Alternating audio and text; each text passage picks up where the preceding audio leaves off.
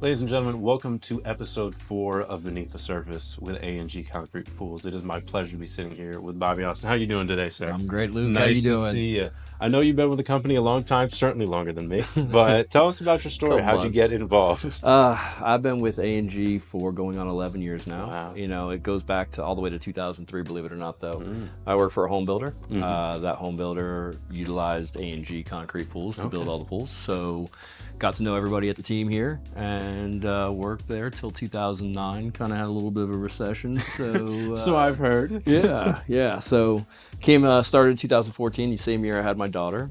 Never look back. It's just amazing to work for a company like this. It's a family. I've done all the way from the big corporate companies to down to, self-employed. Yeah. And I have to say, the unit here, I mean, I've been here like almost 11 years. Yeah. And I compare myself with some of the guys in the field, and I'm still a new guy.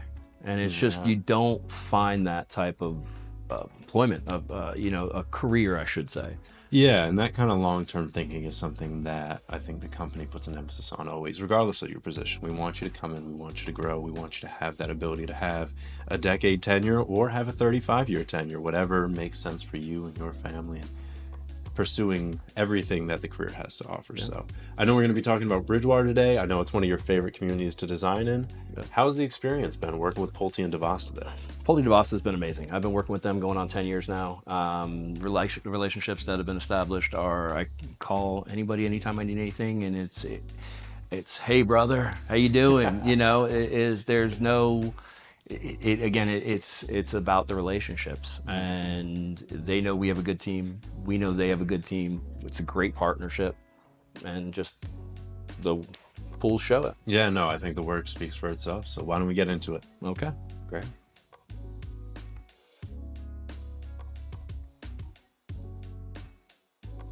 So I think the first thing that stands out to me when I see a pool like this is just the expanse that you're covering, how far back it goes, how deep you're getting into the yard.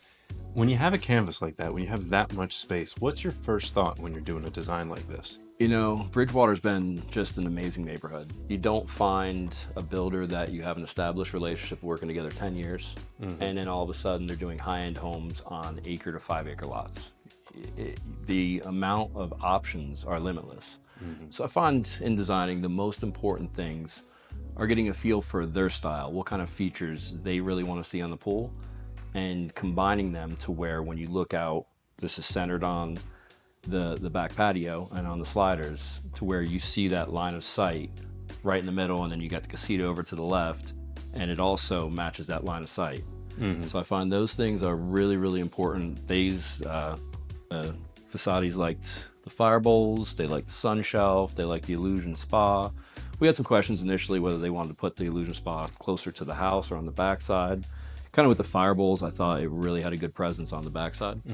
And they planned on entertaining quite a bit, so putting the fire pit beyond that, using a good portion of the yard, was just, it makes it so expansive.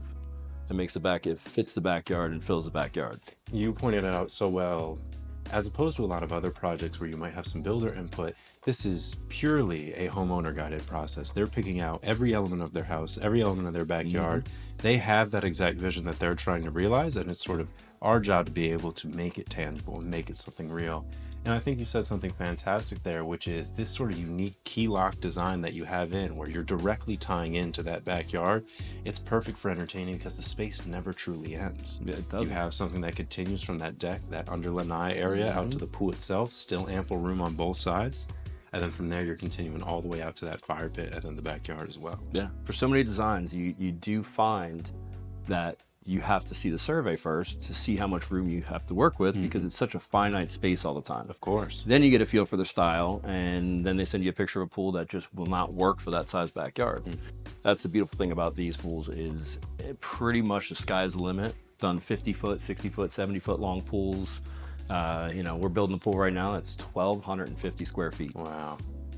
Got the gunite. It was 130 yards of gunite. Wow.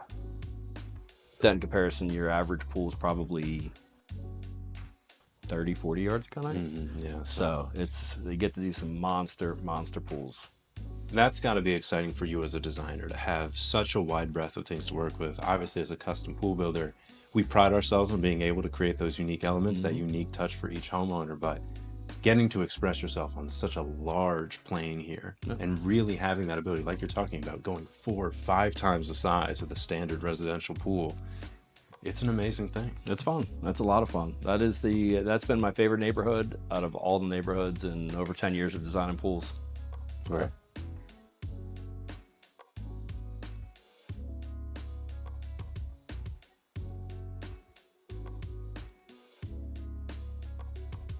Now, to me, this feels more like a very modern, very contemporary take on something that's more traditional. I mean, at its core, this is a lap lane pool. This is a straight rectangle. You're not doing a lot of geometric things. You're not having a unique shape, but the spacing out of the features, the spa, the fact that you've got that beautiful water feature on the backside, along with the combination of marble and turf decking, this is a refresh on a classic in the best way. Yeah, absolutely. This pool was a lot of fun to work with. The owners were great people. They were just so much fun.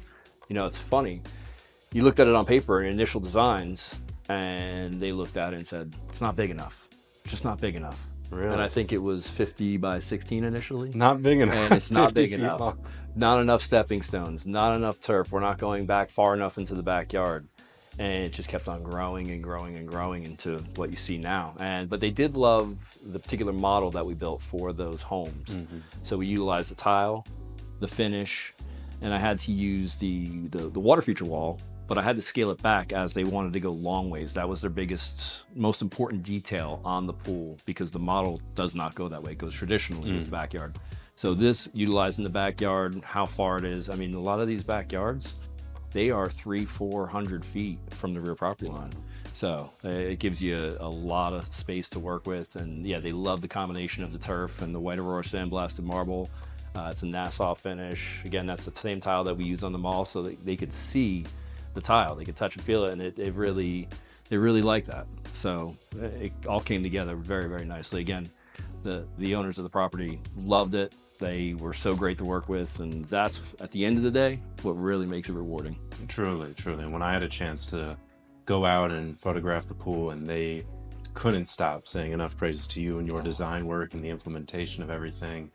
Now, it's an interesting point you mentioned when you have a model pool that someone gravitates towards, particularly aesthetically.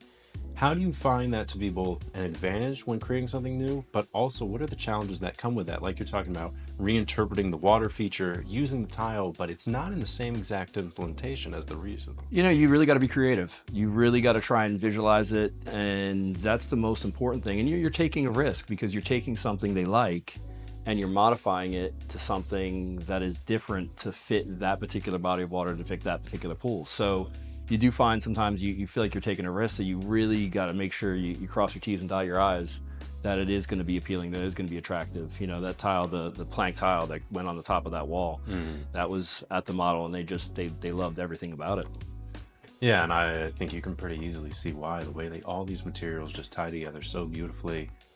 And the turf deck, it's an interesting thing to have turf right abutted next to grass, but it just flows so naturally here. It doesn't feel like you're really sectioning out the yard in one way or the other. You have those natural elements, but you have all the advantage of the turf, the maintenance, the feel, the aesthetic. Obviously, with something so modern, so streamlined, I think you would want that as opposed to a more natural look with the grass, but Absolutely. It all came together fantastically. Yeah, if that was just all decking, it would look like a basketball court. Yeah. So the turf really helps us integrate and extend living areas to be that expansive. I mean, I believe, don't quote me on this, I believe that by the time we got all said and done with this, there was over 4,000 square feet of decking on that property. Wow. Yeah, to imagine that as one material with no visual breakup at all, that's a lot of decking to consider. Now, when you do stepping stones as you have here, obviously you've got a bit of an asymmetrical design going on, with the left side having them a bit more prominently, the right side they're more of an accent piece. How do you decide that sort of distribution of the material? You know, you really want to have, that's a casita on the other side of the pool house, and so you really want to have continuous decking underneath that covered patio.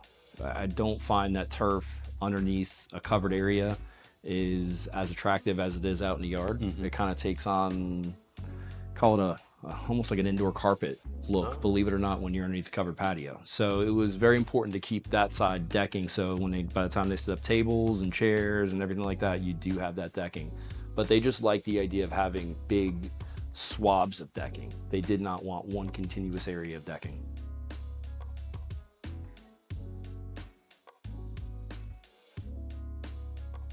So this is one of the smaller Bridgewater projects that we've done, but clearly you spared no expense with getting the features packed in: the bar stools, the champagne spot, the sun shelf, the water bowls. You got the incorporated dining area over to the side. This is a different sort of challenge for you, I imagine, getting all those features into that smaller footprint as opposed to something more expansive. Absolutely. The owners of this property, first met with them, they sent me an email, and they must have had 20 pictures, separate pools of every feature they wanted to have in the pool, and said, figure it out, put it together. An easy task for you. And so yeah, the layout was very important, but getting the fire water bowls, normally wouldn't have those over to the side like that, but you didn't want them too close to the casita on that side. And then it was very important for them to have the cross pattern with the turf. How do you incorporate that in a linear design without doing it all the way around?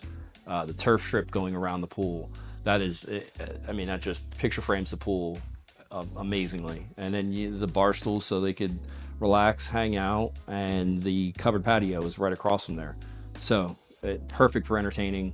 If you notice, the line of sight coming off the casita is on the spa. That was something that was pretty important to them. Sun shelf on the backside. Yeah, the combination of, again, the marble and the turf just really looks beautiful. Yeah, and it outlines, like you said, it outlines the shape so beautifully. And again, it gives a refresh to something that might be considered a bit more traditional when you're just looking at a standard rectangle footprint. This sort of lightens it up, and I love the way that it ties in with that dining area over to the side. It does feel cohesive. And like you're talking about with the line of sight, and we've said this before with Travis, with Jason, as much as you could ever swim in a swimming pool, you're going to look at it more. So making sure that when you're in the home, when you're in the casita, you get all the visual fidelity. You don't have any compromise. You don't have any bad angles. Everything's considered.